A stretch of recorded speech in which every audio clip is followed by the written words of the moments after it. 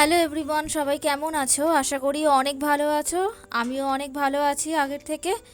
শীত তো প্রায় পড়েই গেছে, আর আমাদের তো পায়েস খেতেই হয় শীতকালে, জানোই। তো চলো আজকে একটু পায়েসটা অন্যরকম করি। তো আমি প্রথমে ময়দাটা একটু জল দিয়ে শক্ত করে একটু মেখে নিয়েছি। মেখে নিয়ে এইভাবে আমি তোমাকে দেখিয়ে দিচ্ছি, এইভাবে পাকিয়ে পাকিয়ে নিয়ে এরকম চালের মতো শেপ করে নিয়েছি। এটা আমি কিছুদিন আগেই করেছি, ভিডিও শ্যুট করে রেখেছিলাম, তোমাদের সাথে এখন শেয়ার করলাম।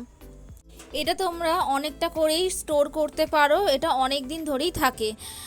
দেখো আমি এইভাবে রোদে শুকিয়ে নিয়েছি, শুকিয়ে নেওয়ার পর একটা কৌটোয় কন্টেনারে এইভাবে রেখে দিয়েছি।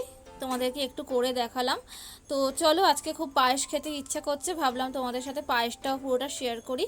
প্রথমে কড়াটা গরম করে নিয়েছি, 3 চামচ ঘি দিয়েছি, আর কিছুটা পরিমাণ চষি বলে এটাকে, তো চষিটা দিয়ে ভালো করে একটু লাল লাল করে ভেজে নিতে হবে। তো এই পায়েসটা না চালের পায়েসের থেকে খেতে একটু অন্যরকম লাগে, তোমরা একবার অবশ্যই করবে, করে আমাকে জানাবে। লাল করে ভাজা হয়ে যাওয়ার পরে পরিমাণ মতো দুধ এখানে অ্যাড করে দিয়েছি। এবার দুধটা যতক্ষণ 2-3 বার আমি ফুটিয়ে নিয়েছি, যতক্ষণ এটা ফোটে তার সাথে সাথে 3-4 চামচ চিনি অ্যাড করে দিয়েছি ফোটা হয়ে যাওয়ার পরে। তো চিনি অ্যাড করে এটা ভালো করে নাড়াচাড়া করে নিতে হবে।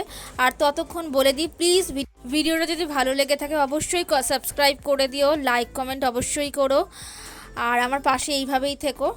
আর এতে কিছুটা পরিমাণ কিশমিশ অ্যাড করেছি, আর সবার শেষে এলাচ একটুখানি ক্রাশ করে দিয়ে দিয়েছি। ততক্ষণের জন্য টাটা, ভালো থেকো সবাই। আর ভিডিওগুলো কেমন হয়েছে সবাই দেখে একটু বলো প্লিজ।